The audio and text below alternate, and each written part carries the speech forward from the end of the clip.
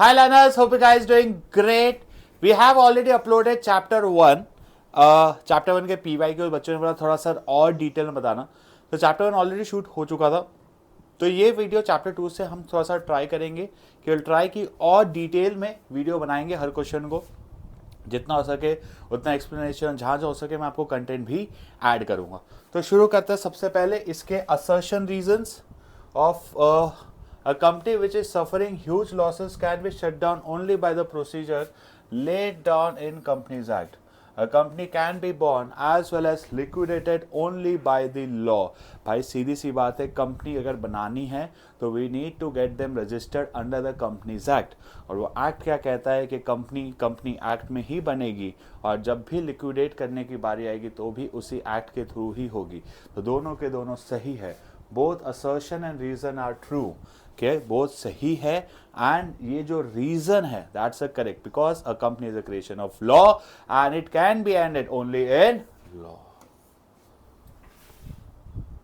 A sole proprietor does not need to be registered because therefore it is an expensive manner of commencing business। भाई एक तो बहुत ही easy question मिल गया कि clearly sole proprietor को अगर रजिस्ट्रेशन कराना कंपलसरी नहीं है तो भाई एक्सपेंसिव कैसे हुआ, इसमें तो पैसा कम लगना चाहिए।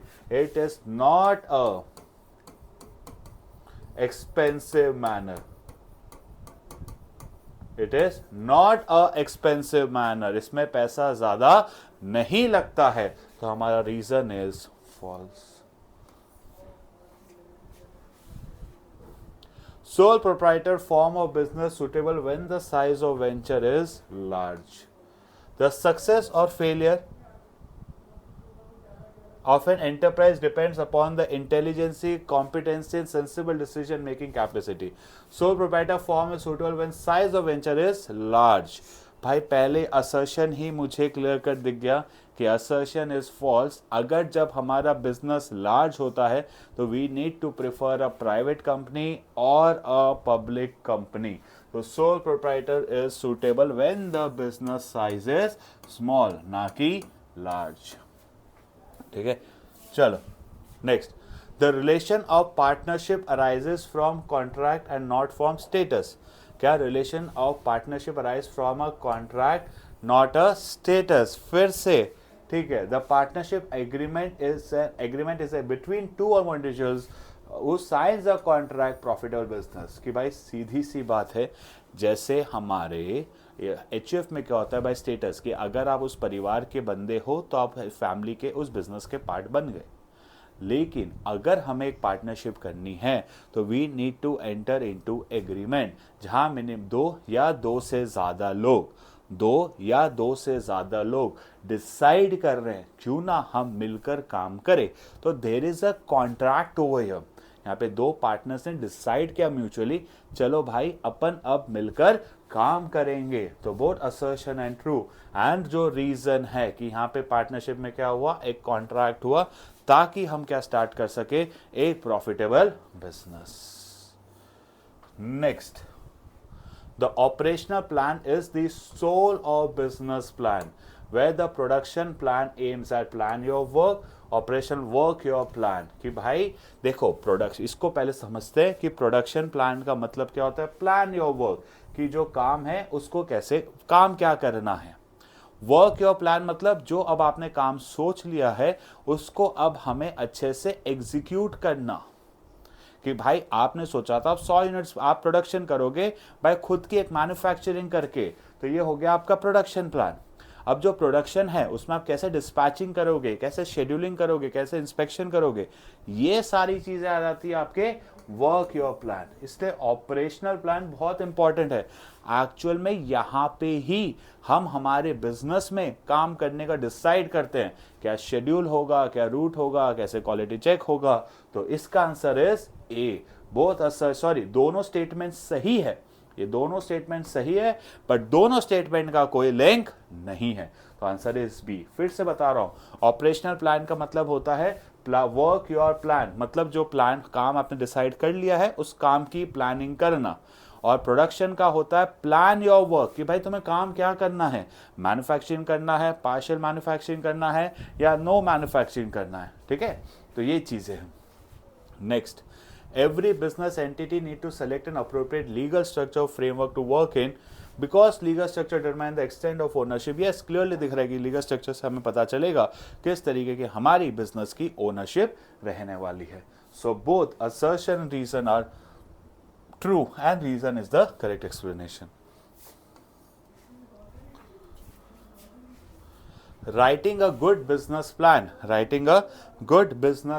cannot guarantee success, but it can go a long way towards the reducing odds of failure, because a business plan is a comprehensive project report which will imply the entire days of कि भाई ये अगर हम अच्छा plan बनाते हैं तो हमारे फेल होने के चांसेस कम हो जाते हैं, बिकॉज जब भी हमने एक डिटेल प्लान बनाया है हम वो सारी एक्टिविटीज सब चीज़ों को कंसिडर करते हुए, सब चीज़ों को ध्यान में रखते हुए बनाते हैं.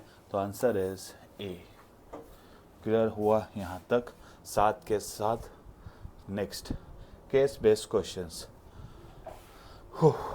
चलो. Oh, the form of business organization form by Ratan Singh is. So Rahul is a student pursuing IIM Handra. His father, Mr. Ratan Singh, who owned a small medical store, had a heart attack and become completely paralyzed. Small medical store है, so अगर एक small medical store की बात होगी, it has to be small business. हमेशा अगर कुछ ना दिया हो clarity, तो small business हमेशा क्या होगा? It will be a kind of sole proprietorship. Small business हमेशा क्या होते हैं? एक तरीके के sole proprietorship. Next, which of the following shows a merit on type of business organization mentioned in above? इसमें से सोल देखो, अगर आपका फर्स्ट ही गलत हुआ तो आपका सेकेंड तो 100% गलत हो जाएगा. अब अगर टाइप की भाई sole proprietor limited, which of the following shows a merit? Limited manager ability is a unlimitation, कि आपके स्किल्स लिमिटेड है. अनलिमिटेड लाइबिलिटी, अगेन देखो किसी भी फॉर्म में अगर अनलिमिटेड लाइबिलिटी आता है तो वो हमेशा हमारे लिए क्या हो जाएगी? एक तरीके की limitation. Limited resource again as compare to a big firm partnership एचएफ वो कम है. और लास्ट है सीक्रेसी. ये सीक्रेसी भाई आपके बिजनेस के सीक्रेट आप ही तक रहेंगे, हमें ये सीक्रेट्स किसी और को शेयर करने की जरूरत नहीं है. तो आंसर हो जाएगा secrecy. Next, which of the following shows a demerit of the type of business mention? इसमें डीमेरिट कौन सा होगा? सीक्रेसी आपका मेरिट है, ये मेरिट है. क्विक डिसीजन मेकिंग मेरिट है. As compare to big companies like Reliance, Tata, Wipro, Infosys, हमारे रिसोर्सेज क्या हो जाएंगे? लिमिटेड. नेक्स्ट, अब कई बच्चे सोच रहे होंगे सर क्या इस फाइल में टाइप्स ऑफ प्लान के केस स्टडी नहीं? देखो टाइप्स ऑफ प्लान में सीबीएसई का पैटर्न रहा है केस स्टडीज को ज्यादा पूछने का rather than MCQ. तो case study direct question types of plan में आते हैं, तो प्लीज इसको हम पढ़ेंगे. Loan of 4 lakh from Punjab National Bank to be repaid this year only but the business running into losses. Liability of the owner, कि भाई अब ओनर ने बिजनेस से लिया है तो यहाँ पे अगर सोल प्रोप्राइटरशिप होती है तो हमारी लाइबिलिटी कैसी हो जाती है? वी आर हैं. हाँ, तो हम एक सेकेंड, इसमें कुछ दिया हुआ है क्या आगे? Fourth, normally in year, but the business running into losses. Hence, his mother advised him to close the business to look for a job outside. तो अब हमें पार्शियली देना पड़ेगा, या आप यहाँ पे दोनों ऑप्शन बैठ सकते हैं क्योंकि थोड़ी बहुत तो बिजनेस में पैसा होगा. तो अनलिमिटेड, ओनर्स का स्टेटेड लाइन में लाइबिलिटी इज अनलिमिटेड, पार्शियली लाइबिलिटेड नहीं होती. Answer is unlimited liability. Sole proprietor की कैरेक्टरिस्टिक है. Dash decide to take charge of his father. Partner, employ, trustee, owner, ये क्या हो जाएंगे भाई? जो इसके पापा के बिहाफ पे मेरे काम करेंगे, जो पापा के बिहाफ पे काम कर रहे हैं वो क्या बन जाएंगे? अब मेरे पापा के बाद मैं अपने बिजनेस का क्या बन जाऊंगा? मालिक, ओनर. चलो next question number 2. Name the form of organization carried out by Kanak. Same होगा as a sole owner. Chittu का लोन. देखो गाइस ऑलमोस्ट सेम क्वेश्चन है, तो प्लीज़ आप इसको कर लीजिएगा क्योंकि ये सेम है. तो प्लीज़ इस वाली केस स्टडी को आप कर लीजिएगा, ठीक है. अब क्वेश्चंस पे आ जाते हैं. चलो, why is private company more desirable than a public company? तो आप भी ध्यान देंगे, सारे के सारे लिखे। वाई इट्स प्राइवेट कंपनी, सबसे पहले इंपॉर्टेंट क्या होता है, कुछ इंपॉर्टेंट चीज़ें हैं, मैं आप लोगों को लिखाने भी वाला हूँ, तो प्लीज़ साथ साथ में लिखते चलिएगा आप भी। फर्स्ट, कितने प्राइवेट मेंबर्स में चाहिए होते हैं, only 2 members are required. Private company बनानी है तो सिर्फ और सिर्फ 2 मेंबर में काम हो जाता है। दूसरा, एक प्राइवेट कंपनी बनाने के लिए हमें डायरेक्टर्स भी कितने चाहिए होते हैं, 2। क्या, फिर से प्राइवेट कंपनी अगर हमें बनानी है तो उसके डायरेक्टर्स भी कितने चाहिए होते हैं, 2। सच कंपनी फाइल करती है statement in lieu of prospectus. क्या फाइल करते हैं, we file a statement in lieu of prospectus with the registrar of company. क्या, हम एक प्रोस्पेक्टस फाइल करते हैं किसके पास, विद द ROC। ये प्रोस्पेक्टस हम किसके पास फाइल करते हैं, we file this prospectus with the ROC। अब नेक्स्ट इसमें और चीज़ें मैं आपको बताता हूँ। A non member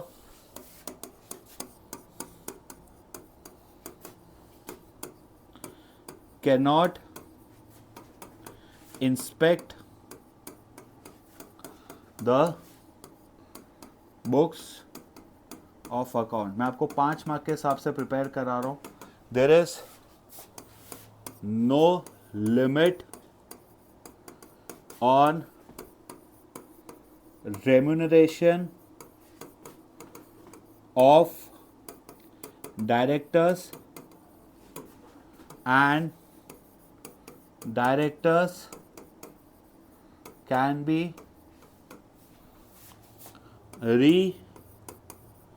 reappointed again। Next क्या है, फिर इसमें एक और है, no need to member we maintaining of index of member, no need to maintain the index of members। अगेन कितने चाहिए प्राइवेट में, 2, डायरेक्टर्स भी 2, कोई स्टेटमेंट ल्यू प्रोस्पेक्टस नहीं करता, और नॉन मेंबर हमारे बुक को इंस्पेक्ट नहीं कर सकता, नो लिमिट और रेम्यूनरेशन डायरेक्टर, डायरेक्टर्स कैंडिडेट्स में 2 पॉइंट मिक्स कर दिए, appointed reappointed, no need to maintain the index of members. ठीक है, इतने भी आप याद कर लो तो आपका काम हो जाता है। Second question, recent survey in the manager power. अब मैनेजर पावर में हमें नेक्स्ट 2 स्टेप्स कौन से लिखने होते हैं, that is man power planning में नेक्स्ट 2 स्टेप्स क्या लिखने होते हैं। फर्स्ट इज हमारे 3, अब क्वेश्चन क्या है समझ लेते हैं। Keeping a state any 2 should be written start the man power planning. Man power planning में हमारी 3 चीज़ें होती है, 2 है पर हम तीनों को डिस्कस करेंगे। सबसे पहले what kind of people, what kind of people मतलब every organization need the right person. किस तरीके के, किस क्वालिफिकेशन स्किल्स के आपको लोग चाहिए, ये डिपेंड करता है आपके नेचर ऑफ बिजनेस में, प्रोडक्शन है, परचेज है, सेल्स है, तो we should depend what kind. जब व्हाट काइंड लिखो तो आंसर में specifically we need to mention the qualifications, the skills, the experience and aptitude, कि काम को करने के लिए हमें क्या क्वालिफिकेशन चाहिए, क्या स्किल्स चाहिए, क्या एक्सपीरियंस चाहिए, क्या नॉलेज चाहिए, उसको देखते हुए हम इंसान को ढूंढेंगे। नेक्स्ट है how many peoples are required. They should also estimate the number, कि काम करने के लिए वो जो भी टास्क या काम है उसके लिए हमें कितने लोगों की ज़रूरत है। अब कितने लोगों की ज़रूरत है तो 2-3 चीज़ें हमें ध्यान में रखना होगा। इसमें है कुछ हाउ मैनी पीपल में, ये मैं आपको लिखवा रहा हूँ, प्लीज़ इसको याद रख लेना। Total amount of work to be done, ये बताया आप लोग के 11th के EP में भी था, total amount of work to be done. फिर उसके अलावा उसमें लिख सकते हो how much an average person, एक एवरेज पर्सन आम इंसान कितना काम कर सकता है। Third, level of absenteeism, and एक और लेवल ऑफ लेबर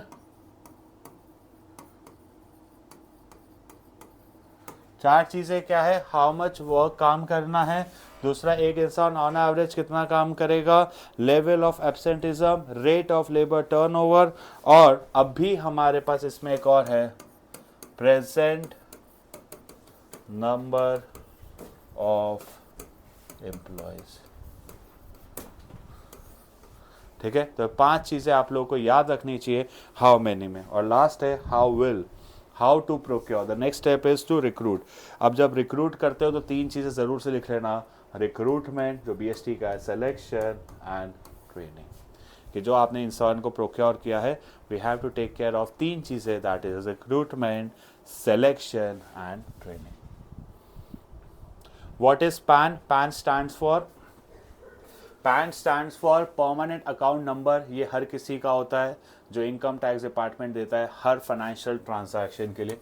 अगर इंडिया में फाइनेंशियल ट्रांजैक्शन करना है, इनकम टैक्स का रिटर्न फाइल करना है, कुछ फाइनेंशियल ट्रांजैक्शन में हमारे पास पैन कार्ड होना मैंडेटरी होता है। नेक्स्ट है व्हाट इज टैन। अब टैन क्या होता है? अब इसका पैन होता है परमानेंट। देखो एग्जाम में MCQ में आ सकता है, pan stands for permanent account number. तो किसी एक बच्चे ने सर टैन क्या टेम्परेरी हो गया? नहीं, tan stands for tax deduction and collection account. Tan stands for tax deduction and collection account. ये भी 10 डिजिट का अल्फा न्यूमेरिकल नंबर होता है कि जो भी देखो जो भी बंदा, जैसे अब मुझे यहाँ सैलरी मिल रही है तो सैलरी पे अगर TDS कटने को आया, ऐसे आता नहीं है, अगर आया तो जिसको TDS काटनी है उनको क्या लेना पड़ेगा? He need to obtain what? A TAN number. जिसको टैक्स डिडक्ट करना है उसको क्या ऑब्टेन करना पड़ेगा? टैन। चलो आगे बढ़ते हैं। अब नेक्स्ट है explain any 3 characteristics of partnership. सबसे पहले कैरेक्टरिस्टिक्स ऑफ पार्टनरशिप बहुत ही सिंपल है, इसमें से आप कुछ भी लिख सकते हो, 2 और मोर पर्सन। मैंने अभी आपको असर्शन रीजन में बताया partnership is an outcome of a contract. ठीक है, so this there must be at least 2 person, there must be at least 2 person in a contract to form a partnership. की पार्टनरशिप कैसे बनाए? कॉन्ट्रैक्ट। जब भी कॉन्ट्रैक्ट बनता है, कॉन्ट्रैक्ट बनाने के लिए हमें एटलीस्ट कितने लोग होने चाहिए? 2 लोग होने चाहिए जो म्यूचुअली डिसाइड कर रहे हैं हम अब मिलकर एक साथ काम करेंगे। अब minor can not form partner पे incompetent to enter into contract to the benefit. देखो एग्जाम में क्वेश्चन आ सकता है कि minor can be a partner? No, but आपको ऑप्शन आता है yes only for the benefit of the firm and the partner. Yes, कि भाई जरूरत है अभी कोई नहीं है तो चलेगा, लेकिन नुकसान मांग सकते हो क्या? नहीं। If this people intend to do banking business, maximum number, ये अब हटा चुके हैं, उसको नहीं लिखोगे चलेगा। The relation partners and not form. देखो ये फिर से एग्रीमेंट, ये रिलेशन कहां से अराइज होता है पार्टनर्स का? फ्रॉम कॉन्ट्रैक्ट, ना कि फ्रॉम स्टेटस। इसलिए आपको MCQ बन सकते हैं। पार्टनरशिप का एग्रीमेंट कहां से बनता है? फ्रॉम कॉन्ट्रैक्ट, ना कि फ्रॉम स्टेटस। ठीक है, इसके अलावा बाकी क्या चीजें लिख देना। चलो आगे बढ़ते हैं। हाँ, वाई डू मोहन, अब ये क्वेश्चन है, state any three limitations indicated in the above para Gopal business suffered, advise Gopal to get firm registered। अब ये this is a 5 mark question, वैसे तो 3 मार्क में डाला है बट ये एक 5 मार्क क्वेश्चन है। तो हम सबसे पहले देखते हैं। 2 years ago Gopal started manufacturing low fat sugar free ice cream on a small scale business. After some time his ice cream became popular among health conscious young customers, old persons, especially having a diabetes or some health ailment. Because of the popularity, the demand have increased. Gopal is unable because of his दो तो पहले से दिए हुए, limited manager ability, that's a limitation of sole proprietorship. Next है limited capital, and Gopal also felt that whenever he feels sick, his business was temporarily closed. So that is lack of continuity. तो 3 disadvantage हमें एकदम clearly मिल गए हैं। सबसे पहला है, आपको यहाँ पे देखो स्टेट ही पूछा है तो आपको सिर्फ स्टेट करना है, आप नहीं समझाओगे तो चलेगा। 2 तो एकदम डायरेक्टली यहाँ पे दिए हुए थे, वो 2 पॉइंट क्या है? सबसे पहला लिमिटेड मैनेजरियल एबिलिटी, दूसरा लिमिटेड रिसोर्सेज, और तीसरा है नो सेपरेट लीगल एंटिटी यानी कि लैक ऑफ कंटिन्यूटी, हम हमारे बिजनेस को कंटिन्यू नहीं कर सकते। 3 पॉइंट क्या है? सबसे पहले अब क्यों मोहन को फर्म को रजिस्टर करा लेना चाहिए, ये गाइस बहुत ही इंपॉर्टेंट क्वेश्चन है फॉर योर 2 या 3 मार्क। पहला, a partner can not file a suit in any court against the firm और other partner for the enforcement of any right form a contract offered by the partnership act. कि भाई एक partner दूसरे partner पे case नहीं कर सकता, ये आप सबको पता है, बट क्या चीज के लिए? For the enforcement of any rights. क्या क्या लिखना है? इन्फोर्समेंट ऑफ एनी राइट्स, कि कोई ऐसा राइट जो आपने कॉन्ट्रैक्ट में होना चाहिए था, आपको मिलना चाहिए था, आपको नहीं मिल रहा। A right arising from contract cannot be enforced in any court by or behalf of the firm against any third party। कि भाई मैंने सपोज कृतार्थ करके एक बच्चा सामने बैठा, उसको एक सामान बेचा, हम लोग 2 जन का एक पार्टनरशिप फर्म था। अब मैं कृतार्थ से पैसे नहीं मांग सकता, वो मना कर दे तो, अगर हमारी पार्टनरशिप फर्म रजिस्टर्ड नहीं है। तो यह वर्ड क्या दिखना है? A firm right arises from a contract, it cannot be enforced. Right arising from contract cannot be enforced in any court. Cannot be enforced in any court. The firm or any of the partners cannot claim a set off or other proceedings in a dispute with a third party of debt owned by the disputant parties to one another। कि हम क्या कर सकते हैं कि suppose x Y, इसको हमें पैसे देने हैं, इससे हमें पैसे लेने, हम बोल सकते हैं भाई कर लो, नहीं करना, हमें एक दूसरे का पेमेंट सेटल नहीं करना, तो नहीं चलेगा। फिर से, द फर्म और any of it partners can not claim a set off mutual agreement of डेब्ट owned by the disputant parties to one others. कि भाई ये दोनों पार्टीज का, और other proceedings in a dispute with in a third, कि हम ऐसे सेटलमेंट नहीं कर सकते। This is a very important, ठीक है।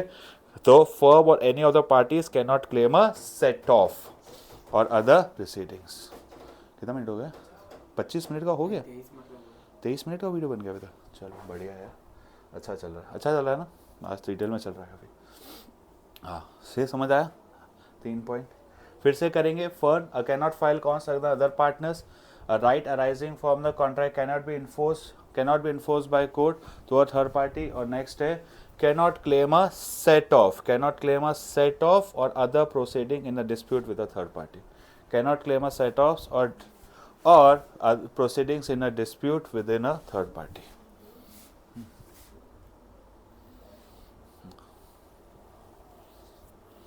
चलो, said future of business, the sale of Hemant was engaged in toy manufacture business, was earning good profit, autos profit.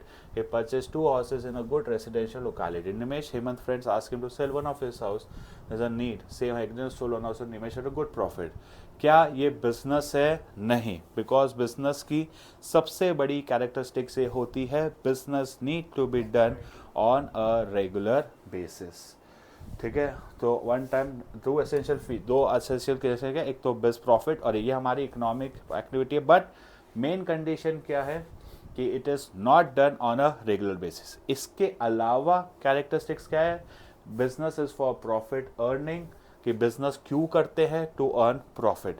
And last है इकोनॉमिक एक्टिविटी। बिजनेस एक economic activity क्या होता है? Because to earn, हम क्या अर्न कर रहे हैं? To earn our livelihood. अब क्या प्रेफर करेंगे? ब्यूटी पार्लर के लिए एसपी, शॉपिंग मॉल के लिए कंपनी, होटल के लिए भी कंपनी हो सकती है, पब्लिक या प्राइवेट जो लिखना हो। बहुत सारे लिस्टेड होटल कंपनीज है, एग्जांपल IHFCL हो सकता है, अभी तो ITC होटल्स भी लिस्ट हो गया है, तो प्रेफर करना चाहिए कंपनी। चलो आगे बढ़ते हैं। Explain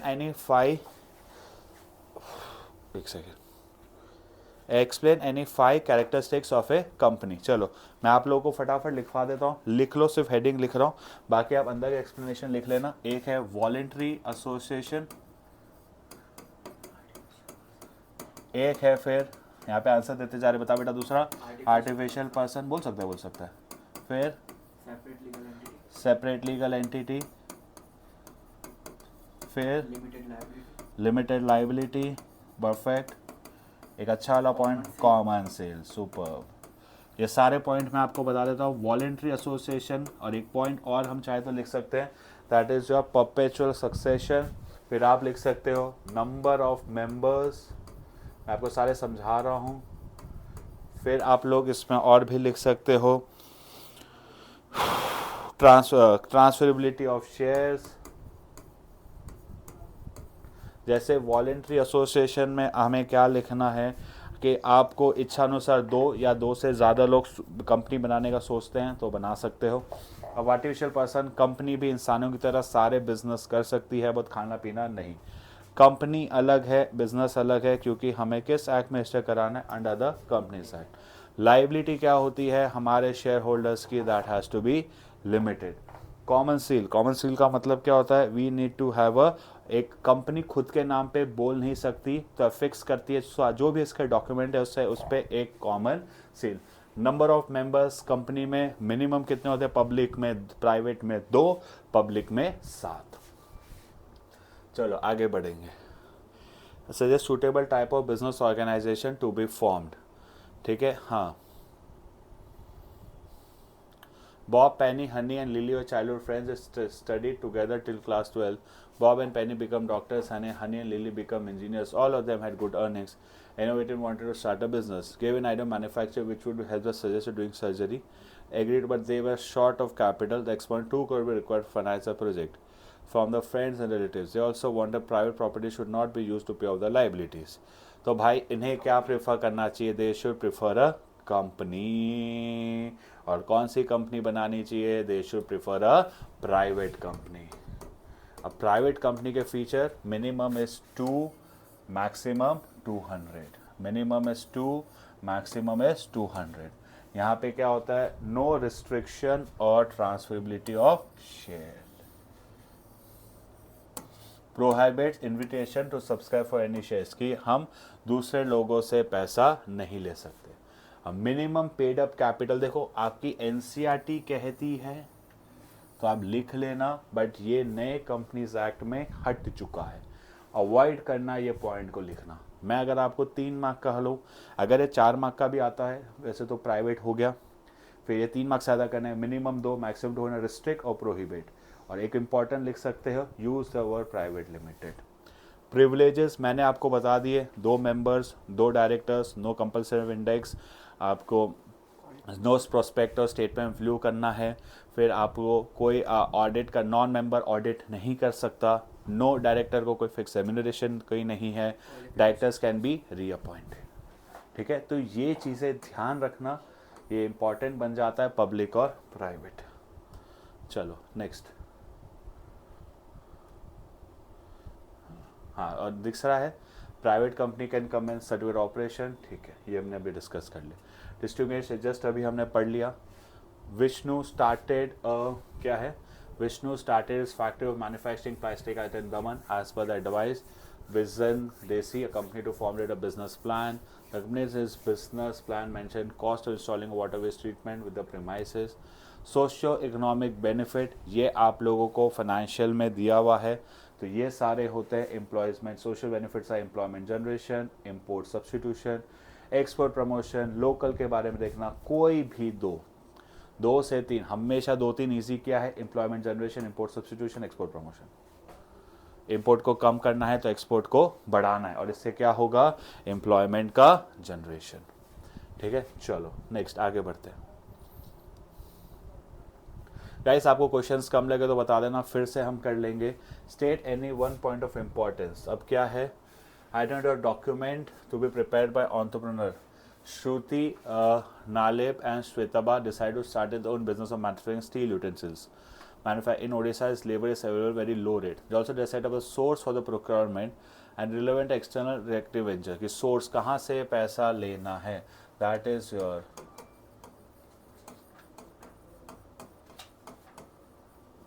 financial plan. अब नेक्स्ट है, मैं आप लोगों को इसके इम्पोर्टेंस भी लिखवा दूँ, आप लोगों को मैं इसके इम्पोर्टेंस भी लिखवा देता हूँ।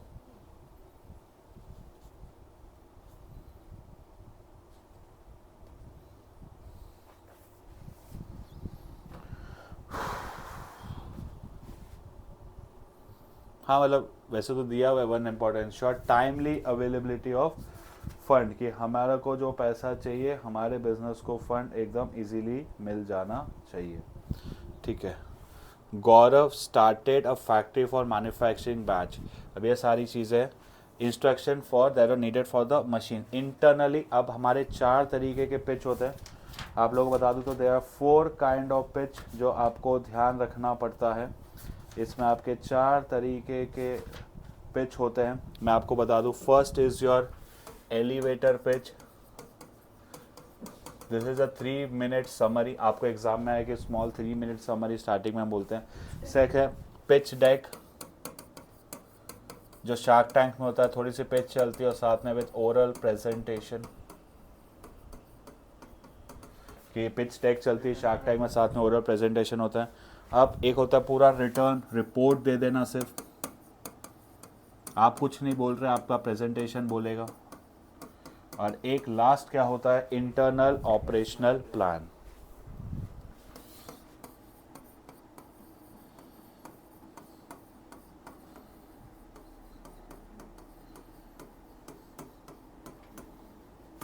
डन। 4 चीज़ें, elevator pitch, summary 3 minutes, pitch deck, pitch oral, return presentation, ये बाहर वालों के लिए होता है, इंटरनल इनसाइडर्स के लिए होता है। Explain in preparing the marketing plan, क्या होता है फर्स्ट 3 स्टेप्स, जल्दी से बताओ। First 3 steps involve in marketing plan. First 3 step, सबसे पहला we need to have a business. क्या करते हैं कृतार्थ इसमें अपन एनालाइज, बिजनेस सिचुएशन में, हाँ, वेर यू हैव बीन, अभी तुम कहाँ पे हो। हम अपनी प्रेजेंट सिचुएशन को एनालाइज करते हैं, तुम्हारे अंदर क्या प्लस है, तुम अभी क्या कर सकते हो, तुम्हारा टारगेट क्या है, द प्रोफाइल क्या, प्रोडक्ट है, कस्टमर की क्या नीड्स है। तो दैट इज करंट, कि करंट आपका बिजनेस सिचुएशन क्या है, तुम कहाँ पे अभी कहाँ पर हो, हम कहाँ जाना चाहते हो वो नहीं, वेयर हैव यू बीन। देखो मार्केटिंग में 3 है, where have been, what you want to be और हाउ यू विल बी। कहाँ हो, कहाँ जाना चाहते हो और कैसे जाओगे। और इसका दूसरा स्टेप है सबसे पहला, नेक्स्ट, आइडेंटिफाइंग द, कि आप किस मार्केट को टारगेट कर रहे हो, तो उसमें सेग्रीगेट करना, ग्रुपिंग करना on the basis of consumption, usage, habit, ये सारे हो जाएगा आइडेंटिफाइंग द टारगेट मार्केट। और इसके बाद हम इंपॉर्टेंट सा एक एनालाइज करते हैं जिसको हम बोलते हैं स्वॉट एनालिसिस, दैट इज जिसमें हम इंटरनल एक्सटर्नल देखते हैं, their strength, weaknesses, opportunity as well as your threats. चलो 1-2 क्वेश्चन और कर लेते हैं। हाँ, the entrepreneur should develop a sound financial plan at the entrepreneur success. तो अब फाइनेंस हमारे बिजनेस के लिए बहुत इंपॉर्टेंट हो जाता है। 5 M's ध्यान रखना, man, material, machines, method and 5th is money. तो पैसा खुद एक बहुत इंपॉर्टेंट चीज़ होती है हमारे बिजनेस में। सही समय पे पैसा होना ज़रूरी है ताकि हम सही जगह इन्वेस्ट कर सके और वो पैसा हमारे पास कम से कम पे आना चाहिए। अब क्यों पैसा इंपॉर्टेंट है, तो ये 2 ही पॉइंट लिखे हुए हैं, ये याद रखना है। द पोटेंशियल इन्वेस्टमेंट कमिटमेंट, की जो पैसा है इसका कमिटमेंट पूरा हो, और दूसरा है इकोनॉमिक फिजिबिलिटी। इकोनॉमिक फिजिबिलिटी का मतलब क्या है कि आपके पास अलग अलग ऑप्शंस है, इन अलग ऑप्शंस में हम वहाँ पैसा लगाएंगे जहाँ हमें मैक्सिमम रिटर्न मिले, और जो बिजनेस के लिए हम पैसा ला रहे हैं वो पैसा भी हमें सस्ते सस्ते में लेकर आना है। चलो वे किसके रिलेटेड ये हमने कर लिया, what is need for business plan. अब मैंने अभी जस्ट आपको फॉर्मेट बताया, 4 फॉर्मेट होते हैं। फिर ठीक है, ये लास्ट क्वेश्चन आप लोगों के लिए होमवर्क, जिसमें हम टाइप्स ऑफ ऑपरेशनल प्लान कर रहे हैं। ठीक है, मैं सिर्फ समझा देता हूँ। Routing, process, concern, timing the exact manner. Scheduling में फिक्सेशन ऑफ टाइम, डेट्स करते हैं। डिस्पैचिंग में इनिशिएट द प्रोसेस, डिस्पैच में गुड्स नहीं बेचे, initiate the production process. Follow plan, देखना जैसा सही चल रहा है कि नहीं। इंस्पेक्शन, क्वालिटी चेक, और ठीक है, inspection is all about quality check. Done. तो आज के लिए इतना ही, मिलता है नेक्स्ट वीडियो में। चैनल को सब्सक्राइब, वीडियो को लाइक जरूर कर देना। Bye guys.